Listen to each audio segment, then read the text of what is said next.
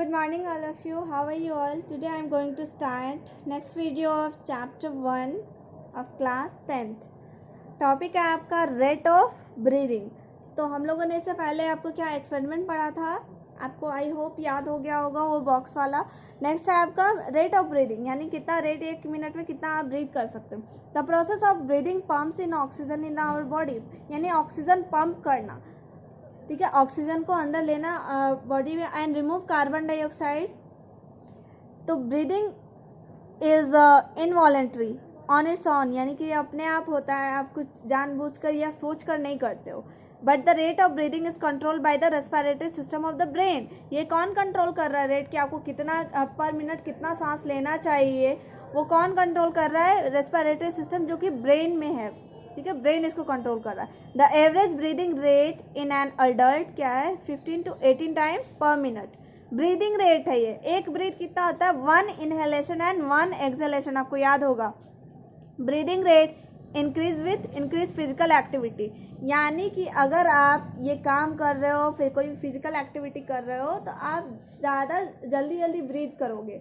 क्यों? क्योंकि आपको ऑक्सीजन का रिक्वायरमेंट है, आपको ज़्यादा एनर्जी चाहिए। ज़्यादा एनर्जी के लिए क्या चाहिए? ज़्यादा ऑक्सीजन चाहिए। ज़्यादा ऑक्सीजन के लिए आप जल्दी सांस लोगे, ठीक है।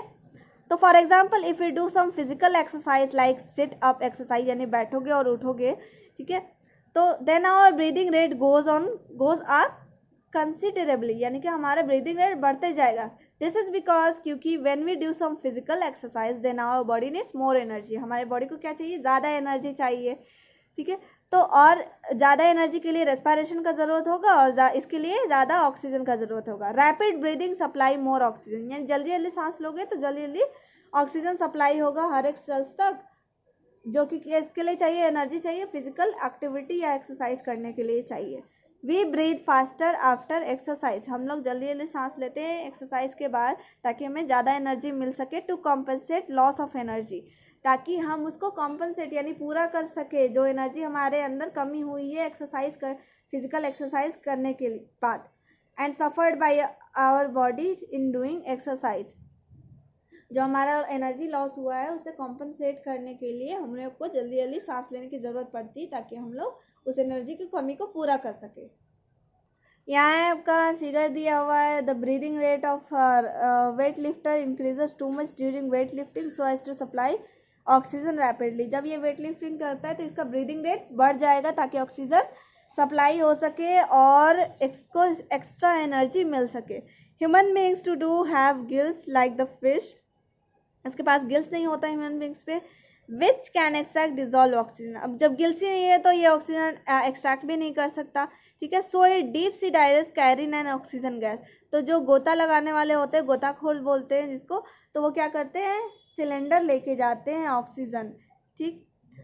नेक्स्ट है we all breathe through nose, हम लोग नोज से सांस लेते हैं, but however not breathe inside water when we are diving, जब हम लोग गोता लगाते हैं तब हम लोग सांस नहीं ले पाते।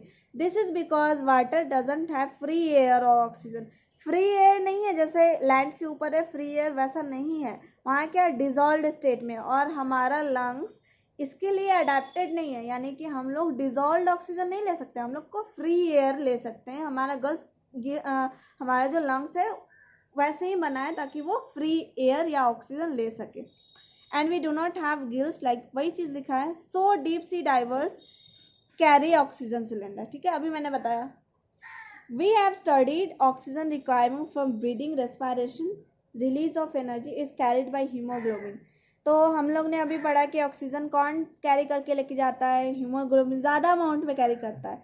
तो the normal range of haemoglobin healthy person में कितना होगा? 12 to 18 ग्राम पर डेसीलीटर, ठीक है, 12 to 18 ग्राम पर डेसीलीटर ऑफ द ब्लड, ये आपको याद रखना है value. The deficiency of haemoglobin, HB जिसका सिंबल में लिखा जाता है, यानी हीमोग्लोबिन की कमी in the blood produces reduce oxygen carrying capacity of blood resulting in breathing problems. यानी कि अगर आपके अंदर हीमोग्लोबिन कम हो गया, तो हीमोग्लोबिन कम होने का मतलब ऑक्सीजन सही से पहुंच नहीं रहा है हर जगह, हर एक सेल तक, क्योंकि हीमोग्लोबिन कम है तो ऑक्सीजन कम पहुंच रहा है। इससे क्या होगा? ब्रीदिंग प्रॉब्लम, सांस लेने में प्रॉब्लम्स, टायर्ड नहीं, यानी थके थके रहोगे, क्योंकि एनर्जी पूरा बन नहीं रहा सही से, लैक ऑफ एनर्जी, बात वही है, ठीक है, एनर्जी की कमी हो जाएगी।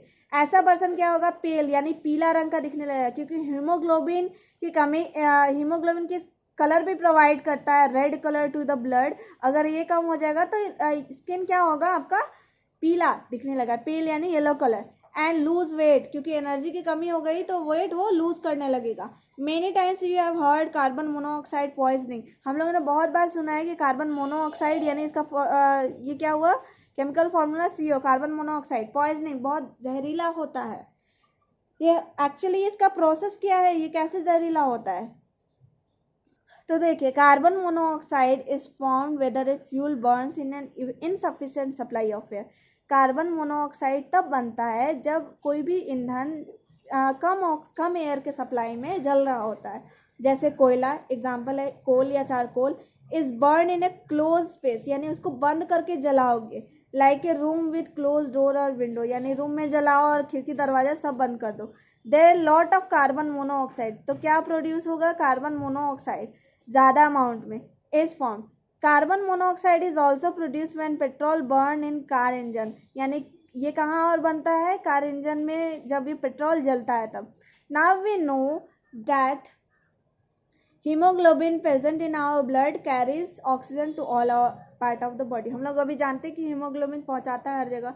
हीमोग्लोबिन हैज मोर एफिनिटी या attraction for carbon monoxide than oxygen, यानी कि हीमोग्लोबिन ज़्यादा ये अट्रैक्शन होता है ऑक्सीजन के मुकाबले ज़्यादा किसका होता है, कार्बन मोनोऑक्साइड। यानी कि अगर उसको चूज़ करना हुआ कि वो किसको कैरी करेगा, ऑक्सीजन या कार्बन मोनोऑक्साइड को, तो वो चूज़ करेगा कार्बन मोनोऑक्साइड को।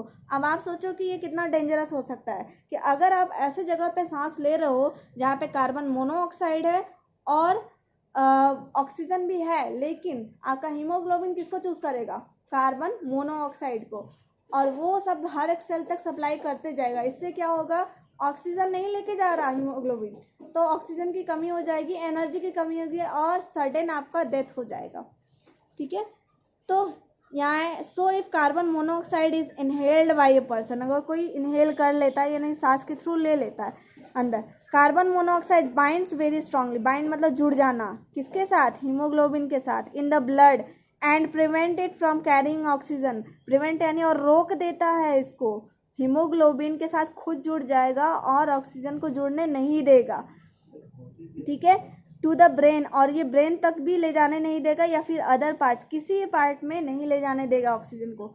Due to lack of oxygen, अब ऑक्सीजन नहीं पहुंच रहा है, the person can not breathe properly, सांस नहीं ले पाएगा ठीक से और एनर्जी की भी कमी हो जाएगी। ठीक है, if carbon monoxide inhaled for long time, अगर लंबे समय तक आप उसमें सांस ले रहे हो, then the person become unconscious, यानी बेहोश हो जाएगा, एंड कैन इवन डाई, और मर भी सकता है, due to oxygen starvation, starvation कमी, ऑक्सीजन की कमी की वजह से।